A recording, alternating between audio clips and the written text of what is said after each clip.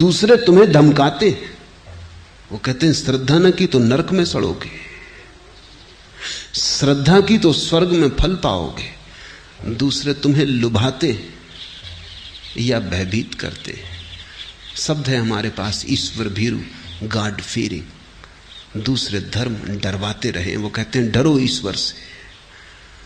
छोटे मोटे लोगों की बात छोड़ दें, महात्मा गांधी जैसे व्यक्ति भी कहते हैं मैं किसी और से नहीं डरता सिवाय ईश्वर को छोड़ के। और डरते तो हो ही, इससे क्या फर्क पड़ता है कि ईश्वर से डरते हो।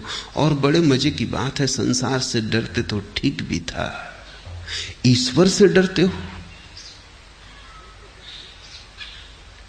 ईश्वर से डरने का तो अर्थ हुआ कि आचरण जबरदस्ती होगा। ईश्वर से डरने का तो कोई भी कारण नहीं है। संसार से भला डरो, क्योंकि यहां उपद्रवी हैं, सब तरह के दुष्ट हैं।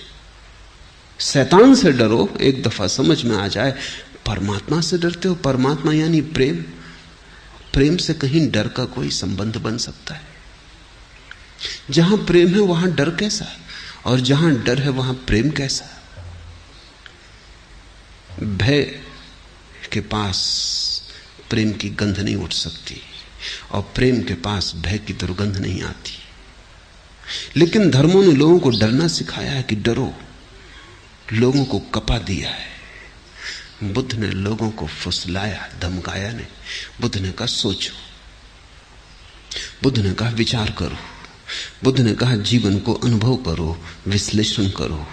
बुद्ध ने विज्ञान दिया, अंधविश्वास नहीं।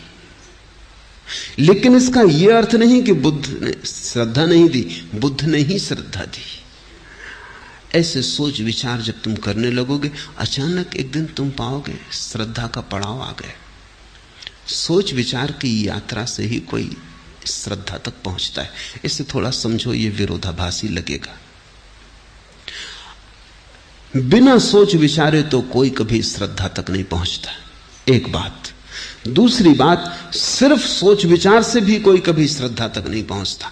और तीसरी बात, सोच विचार करते करते एक घड़ी आती, आदमी सोच विचार के आगे चला जाता है। सोच विचार के पहले श्रद्धा नहीं है, सोच विचार के मध्य श्रद्धा नहीं है, लेकिन सोच विचार के आगे चला जाता है। कब तक सोचोगे? सोचने की सीमा है, तुम्हारी सीमा नहीं। जल्दी ही तुम पाओगे सोचने का तो अंत आ गया, तुम अब भी हो। सोचना तो पिछड़ने लगा, तुम्हारे पैर आगे बढ़े जाते।